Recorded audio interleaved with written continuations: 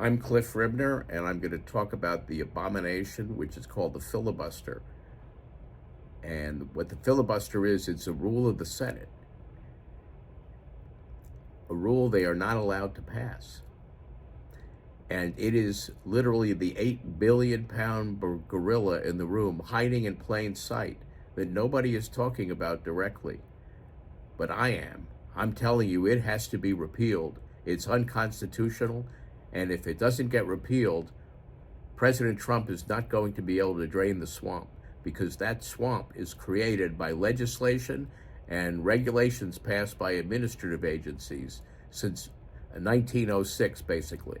All those alphabet administrative agencies in Washington that do nothing but prey on the American people, unconstitutionally, by the way.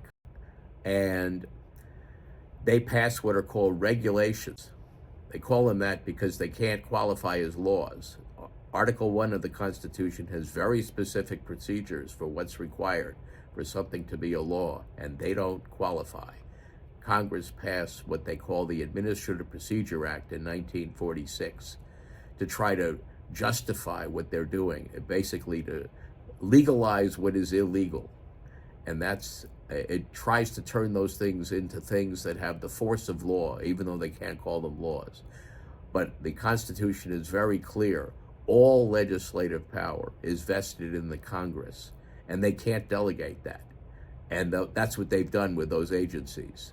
So all that delegation is unconstitutional. Anyway, the filibuster requires a 60-vote majority, supermajority in the Senate, for the Senate to do anything, except for the things that in the Constitution which require even bigger supermajorities. And that's not the way the Constitution is supposed to operate. We are a republic. That's what the founders had in mind when they formed this country. And in a republic, almost everything is passed by majority rule from the elected representatives, not supermajority.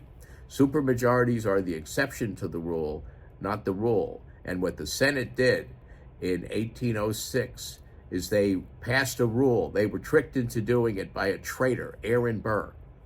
And it was part of the treason that he was committing, that he wanted them to do this because it would harm the republic.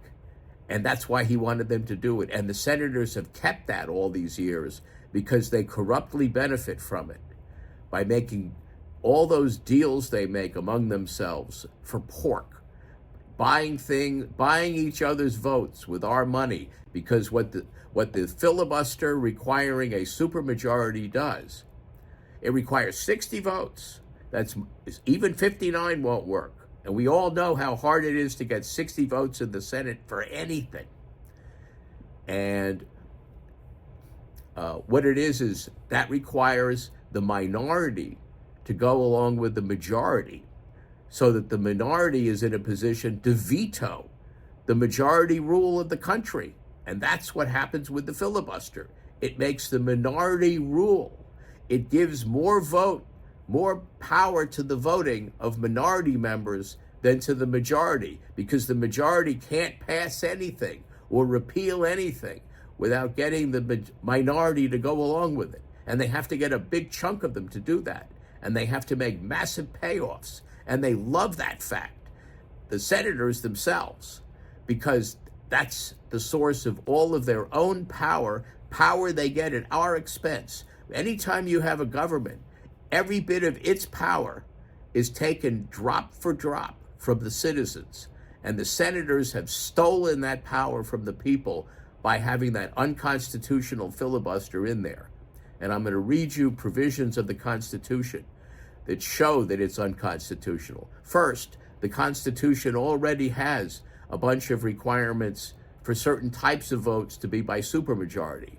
It wouldn't need to specify those if supermajorities were the rule. It put those are the exceptions, very specific things. And in the Federalist Papers, the founders went to great lengths to justify having any supermajorities at all. Anyway, there's a few of those things. Overriding presidential vetoes, convicting a president in an impeachment, passing a treaty, those require supermajorities. But everything else is supposed to be by majority rule. But that's not what the senators have done. By passing the filibuster rule, they make it so that 60 votes are needed for everything. Now, the Constitution is very specific about procedures that are required to amend it. It's in Article 5 of the Constitution. And none of those procedures permit the senators or even all three branches of the government acting together to amend the Constitution. It takes more than that. And here the Senate has done it on its own in a rule.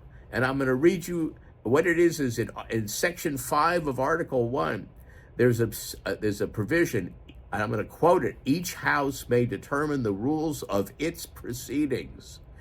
That's the constitutional basis that the Senate claims gives it the power to pass this rule. They claim it's just nothing but a rule of its proceedings, when it's obviously a major constitutional feature of the Republic, since nothing can be done without satisfying that ridiculous supermajority rule. And we know that the general rule, aside from the specific instances in the Constitution where it says there has to be a 2/3 vote, the Constitution is very, as I said, it doesn't just say the general rule is majority rule except as we provide. It doesn't say that. But it didn't need to, because everybody knew that's what it was until they passed the filibuster rule. They knew they had to pass a rule to do it, and they knew that rule was unconstitutional. For one thing, as I told you, they're claiming it qualifies as just a rule of the proceedings, but it's obviously not. It's a major feature of the Republic. And also, in the Constitution, it says as follows: the Vice President of the United States shall be President of the Senate, but shall have no vote unless they be equally divided. Unless they be equally divided. So the Vice President does get a vote, but only when they're equally divided. And what that tells you is, that alone tells you that that majority rule, simple majority, was all that was permitted, except as otherwise provided in those special parts of the Constitution that says there has to be 2/3 votes for certain things. Anyway, that provision alone is all the text they needed to make it clear, because the Vice President does get a vote, but only when they're equally divided. He can't vote. He can't give an extra vote for the supermajority for anything. It's only in that one instance. And it also says each senator shall have one vote. But the effect of the filibuster is to give minority voters more than one vote, because their vote, even though they're in the minority, they have more power than the majority, because they can veto the majority.